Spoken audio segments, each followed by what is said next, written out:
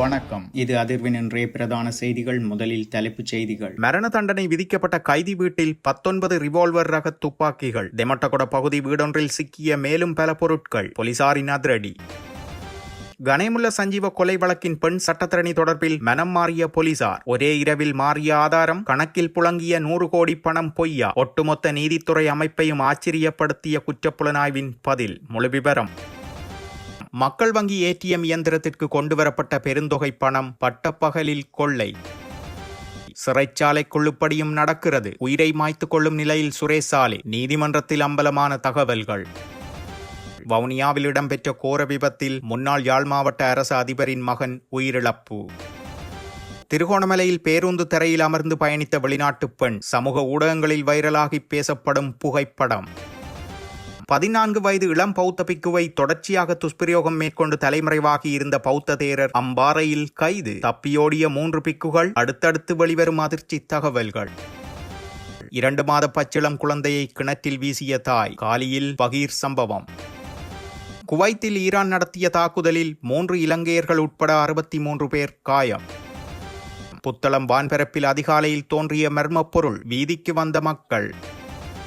முதியோர் இல்லத்தில் பாரிய தீ விபத்து. 10 பேரின் சடலங்கள் மீட்பு. பலர் வைத்தியசாலையில் அனுமதி.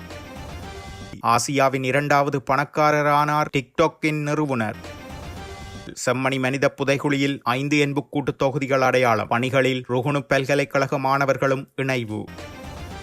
கட்டாயமாகும் நடைமுறை. இலங்கை பரீட்சை திணைக்களம் வெளியிட்ட முக்கிய அறிவித்தல். இலங்கை மீன்வள பட்டதாரிகளுக்கு ஜப்பானில் தொழில்நுட்ப வேலைவாய்ப்புகளை உருவாக்குவதற்கு ஒப்பந்தம் கைச்சாத்து.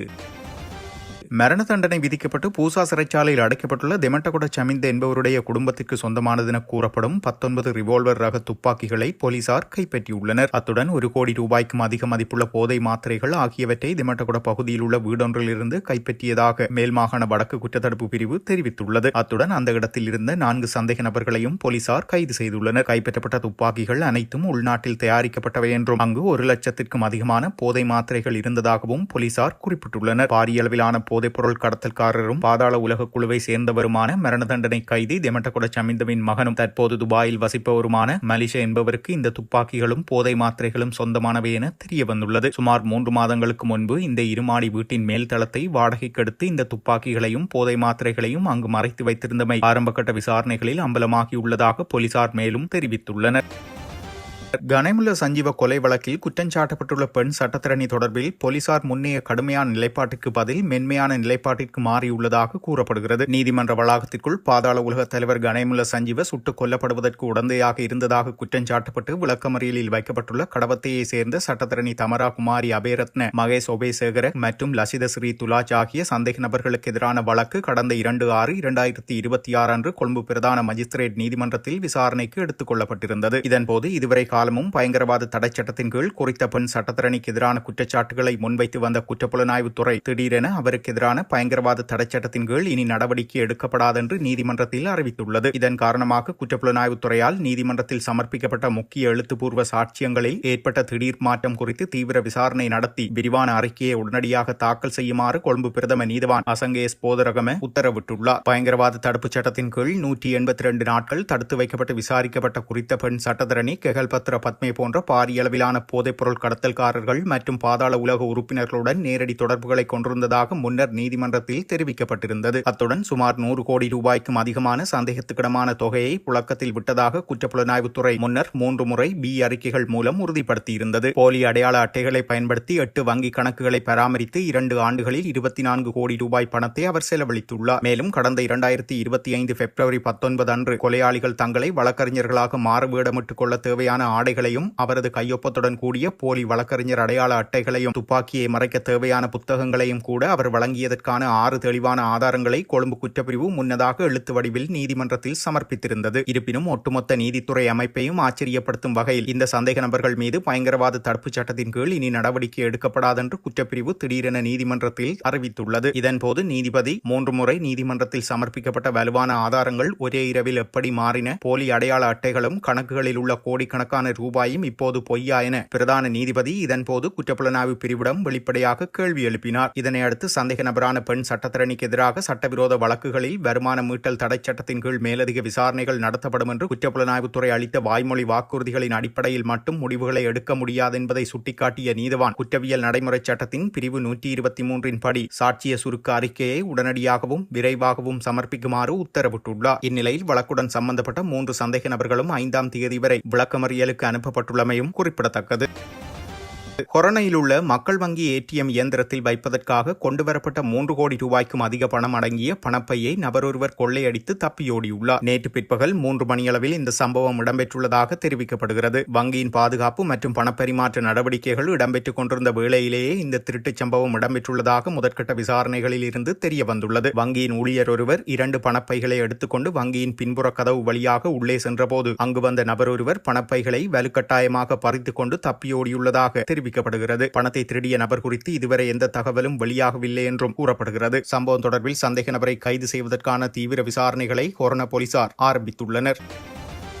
வவுனியா கனகராயன்குளம் பெரியகுளம் பகுதியில் ஏனையின் பிரதான வீதியில் இடம்பெற்ற வாகன விபத்தில் யாழ் மாவட்ட முன்னாள் அரசு அதிபர் இமெல்டா சுகுமாரின் மகன் உட்பட 2 இளைஞர்கள் சம்பவ இடத்திலேயே உயிரிழந்துள்ளனர். குறித்த விபத்தானது நேற்று முன்தினம் இரவு இடம்பெற்றுள்ளது. உயிரிழந்த 2 இளைஞர்களும் கனகராயன்குளம் பகுதியை சேர்ந்தவர்கள் என அடையாளம் காணப்பட்டுள்ளதுடன் அதில் ஒருவர் யாழ் மாவட்ட முன்னாள் அரசு அதிபர் இமெல்டா சுகுமாரின் புதல்வரான அற்புதராஜா தர்சன் என அடையாளம் காணப்பட்டுள்ளார். மேலதிக விசாரணைகளை கனகராயன்குளம் போலீசார் மேற்கொண்டு வருகின்றனர்.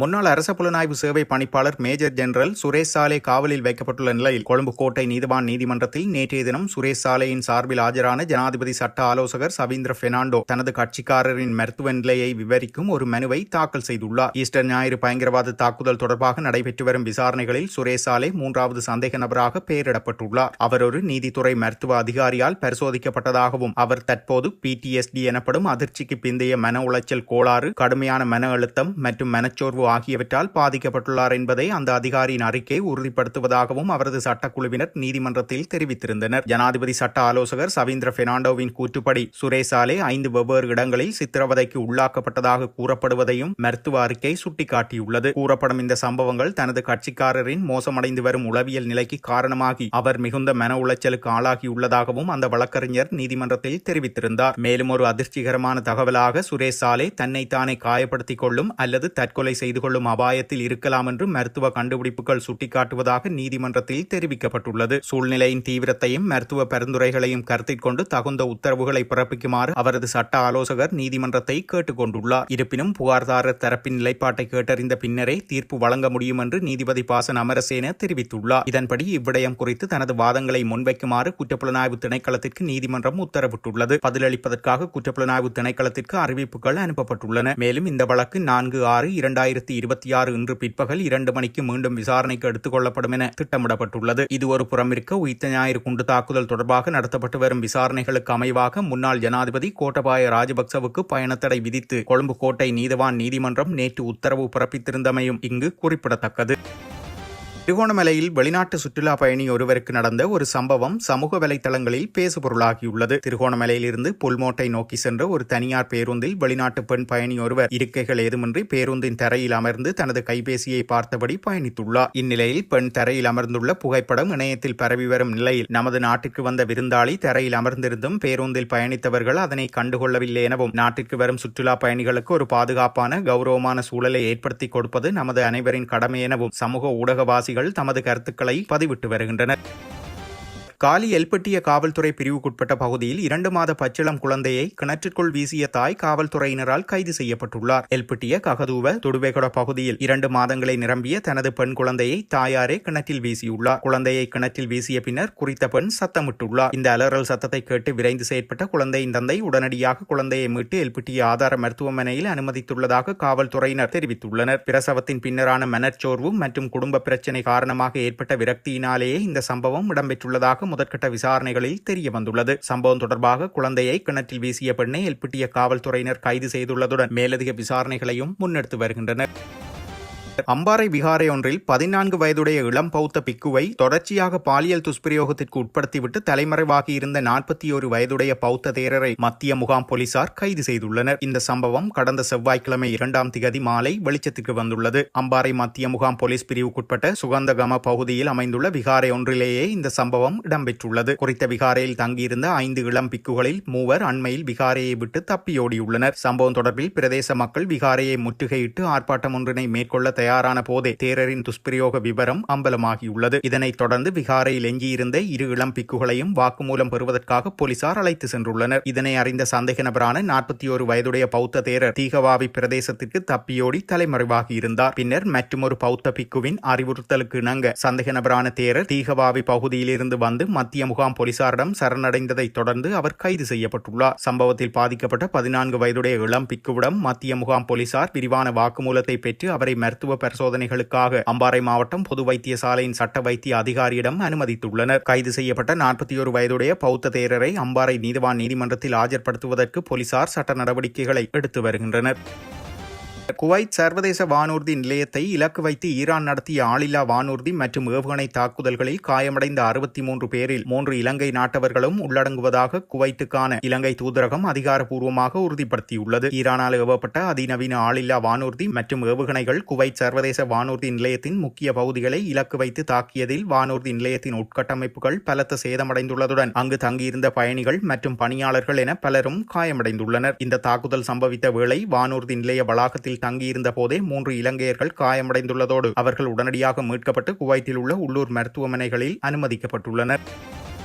புத்தளத்தில் நேற்று அதிகாலை வானில் பிரகாசமான பொருள் ஒன்று தோன்றியதை அடுத்து அப்பகுதி மக்களிடையே பெரும் பரபரப்பை ஏற்படுத்தியுள்ளது. இந்த மர்ம பொருளை பார்ப்பதற்காக மக்கள் தங்கள் வீடுகளை விட்டு வெளியே வந்ததாக ஆங்கில நாளிதழ் ஒன்று செய்தி வெளியிட்டுள்ளது. இதனை பார்த்த பலரும் புகைப்படங்கள் எடுத்துள்ளனர். குறித்த மர்ம பொருள் பல அடி நீளமுடையதாக காணப்பட்டதுடன் ராக்கெட் அல்லது ஏவுகணை போன்ற ஒரு எரியும் வாளையும் கொண்டிருந்ததாக அப்பகுதியினர் தெரிவித்துள்ளனர். வானூர்தியை விட வேகமாக சுமார் 300 அடி உயரத்தில் பறந்த இந்த பொருள் தூர வான்பரப்பில் வரும் கண்களுக்கு தெரியாதவாறு மறைந்துவிட்டதாக மக்கள் விவரித்துள்ளனர். இந்த மர்ம பொருள் குறித்து மக்களிடையே பல்வேறு கருத்துக்கள் நிலவி வந்த போதிலும் இதற்கான முறையான சான்றுகள் ஏதும் இதுவரை கண்டறியப்படவில்லை. இது தொடர்பாக கொழும்பு பல்கலைக்கழகத்தின் இயற்பியல் பேராசிரியரும் ஆதர்சி கிளாக் அதிநவீன தொழில்நுட்ப நிறுவனத்தின் தலைவருமான பேராசிரியர் சந்தன ஜெயரத்ன கருத்து தெரிவிக்கையில் எரியும் வாளுடன் காணப்பட்டிருந்தால் அந்த பொருள் விண்கல்லாக இருப்பதற்கே அதிக வாய்ப்புள்ளதாகவும் விண்கற்கள் ஆண்டின் எந்தவொரு காலத்திலும் இரவு வேளைகளில் தென்படக்கூடியவை, எனவே இது ஒரு விண்கல்லாக இருக்கலாம் என்றும் இருப்பினும் இது குறித்து உறுதியான முடிவுக்கு வருவதற்கு முறையான மற்றும் விரிவான ஆய்வு ஒன்று நடத்தப்பட வேண்டும் என்றும் பேராசிரியர் மேலும் தெரிவித்துள்ளார். கொரோனா பட்டகோட பகுதியில் அமைந்துள்ள முதியோர் இல்லத்தில் ஏற்பட்ட தீ விபத்தில் சிக்கி நேற்றிரவு 11 மணி வரையிலான தகவலின்படி உயிரிழந்த 11 பேரின் சடலங்கள் கண்டெடுக்கப்பட்டுள்ளதாக போலீசார் உறுதிப்படுத்தியுள்ளனர். கொரோனா பட்டகோட கல்பாத பகுதியில் உள்ள முதியோர் இல்லம் ஒன்றில் நேற்று பிற்பகல் இந்த தீ விபத்து ஏற்பட்டதாக போலீசார் குறிப்பிட்டுள்ளனர். இந்த தீ விபத்தில் காயமடைந்த முதியோர் இல்லத்தை சேர்ந்த பலர் கல்பாத மற்றும் கொரோனா வைத்தியசாலைகளில் அனுமதிக்கப்பட்டதாகவும் கூறப்படுகிறது. ப்ளூம்பெர்க் பில்லியனர்கள் குறியீட்டின்படி டிக்டாக்கின் தாய் நிறுவனமான ஃபைடான்ஸின் நிறுவனர் சாங் ஜிமிங் இந்திய தொழிலதிபர் முகேஷ் அம்பானியை பின்னுக்கு தள்ளி ஆசியாவின் 2வது பணக்காரர் ஆகியுள்ளார் என சர்வதேச ஊடகங்கள் செய்தி வெளியிட்டுள்ளன. செம்மணி மனித புதைகுழி அகழ்வில் நேற்றைய தினம் 5 எண்புக்கூடு தொகுதிகள் அடையாளம் காணப்பட்டுள்ளன. செம்மணி மனித புதைகுழியின் 3ஆம் கட்ட அகழ்வு பணியின் 15ஆம் நாள் அகழ்வு நேற்றைய தினம் முன்னெடுக்கப்பட்டது. இதன்போது நேற்றைய தினம் 5 எண்புக்கூடுகள் அடையாளம் காணப்பட்ட நிலையில் ஏற்கனவே அடையாளம் காணப்பட்ட எண்புக்கூடுகளில் 6 எண்புக்கூடுகள் அகழ்ந்தெடுக்கப்பட்டுள்ளன. இதன் அடிப்படையில் 3ஆம் கட்ட அகழ்வு பணிகளில் இதுவரை 34 எண்புக்கூடுகள் அகழ்ந்தெடுக்கப்பட்டுள்ளன. அதேவேளை புதைகுழியில் எண்பு குவியல்கள் 2 இடங்களில் அடையாளம் காணப்பட்டுள்ளதாகவும் 3ஆம் கட்ட அகழ்வு பணிகளில் ருகுணு பல்கலைக்கழக மாணவர்களும் இணைந்திருப்பதால் அகழ்வாய்வு தளம் மேலும் விஸ்தரிக்கப்பட்டு பணிகள் முன்னெடுக்கப்படுவதாக சட்டத்தரணி VS நிரஞ்சன் தெரிவித்துள்ளார். செம்மணி மனித புதைகுழியில் இதுவரையில் முன்னெடுக்கப்பட்ட அகழ்வு பணிகளின் போது 275 எண்புக்கூடுகள் அடையாளம் காணப்பட்டுள்ள நிலையில் 272 எண்புக்கூடுகள் அகழ்ந்து எடுக்கப்பட்டுள்ளமையும் குறிப்பிடத்தக்கது. இலங்கை பரீட்சை திணைக்களத்தினால் நடாத்தப்படும் பரீட்சைகளுக்கு விண்ணப்பிக்கும் போது தேசிய அடையாள அட்டை இலக்கத்தை உட்படுத்துவது கட்டாயமாக்கப்பட்டுள்ளதாக இலங்கை பரீட்சை திணைக்களம் அறிவித்துள்ளது. 2026ஆம் ஆண்டு டிசம்பர் மாதம் நடாத்துவதற்கு உத்தேசிக்கப்பட்டுள்ள 2026 கல்வி பொது தராதர சாதாரண பரீட்சைக்கு விண்ணப்பிக்க எதிர்பார்க்கும் விண்ணப்பதாரர்களின் தேசிய அடையாள அட்டைகளை தயாரித்துக் கொள்வதற்கான அறிவுறுத்தல்களை வழங்குமாறு அனைத்து அதிபர்களுக்கும் ஏற்கனவே அறிவிக்கப்பட்டுள்ளதாக அந்த அறிவித்தலில் குறிப்பிடப்பட்டுள்ளது. அதற்கமைய குறிப்பிட்ட பரீட்சைக்கான விண்ணப்பங்கள் கோரப்படுவதற்கு முன்னர் தங்களது தேசிய அடையாள அட்டையை தயாரித்துக் கொள்வது அனைத்து பாடசாலை மற்றும் தனியார் விண்ணப்பதாரர்களின் பொறுப்பாகும் என அந்த அறிவித்தலில் மேலும் தெரிவிக்கப்பட்டுள்ளது. இலங்கையின் மீன்வளத்துறையை நவீனமயமாக்குவதற்கான ஒத்துழைப்பை வலுப்படுத்தும் அதே வேளையில் இலங்கை மீன்வள பட்டதாரிகளுக்கு ஜப்பானில் தொழில்நுட்ப வேலைவாய்ப்புகளை உருவாக்குவதற்காக இலங்கையும் ஜப்பானும் ஒரு கொள்கை அளவிலான ஒப்பந்தத்தை எட்டியுள்ளன. டோக்கியோவில் உள்ள மீன்வள அமைச்சகத்தில் ஜப்பானின் விவசாயம், வனம் மற்றும் மீன்வளத்துறை ராஜாங்க அமைச்சர் நெமோட்டோ ஜுகினோரியுடன் நடத்திய கலந்துரையாடல்களை தொடர்ந்து மீன்வளம், நீர்வாழ் மற்றும் கடல் வளங்கள் அமைச்சர் ராமலிங்கம் சந்திரசேகர் இந்த ஒப்பந்தத்தை அறிவித்துள்ளார். இலங்கை பல்கலைக்கழகங்களின் மீன்வளம் மற்றும் தொழில்நுட்ப துறைகளின் பட்டதாரிகளுக்கு சிறப்பு தொழில்நுட்ப வேலைவாய்ப்புகளை வழங்குவதற்கான ஜப்பானின் உறுதிப்பாடு இச்சந்தர்ப்பத்தின் ஒரு முக்கிய விளைவாக அமைந்துள்ளது. சம்பந்தப்பட்ட வெளிநாட்டு வேலைவாய்ப்பு அதிகார அமைப்புகள் மற்றும் டோக்கியோவில் உள்ள இலங்கை தூதரகம் மூலம் ஆட்சேர்ப்பு மற்றும் செயலாக்க ஏற்பாடுகளை விரிவுபடுத்த இரு தரப்பினரும் ஒப்புக்கொண்டுள்ளனர். இத்துடன் செய்திகள் நிறைவடைகின்றன. மறக்காமல் அதிர்வு சேனலை லைக் மற்றும் சப்ஸ்கிரைப் செய்து கொள்ளுங்கள்.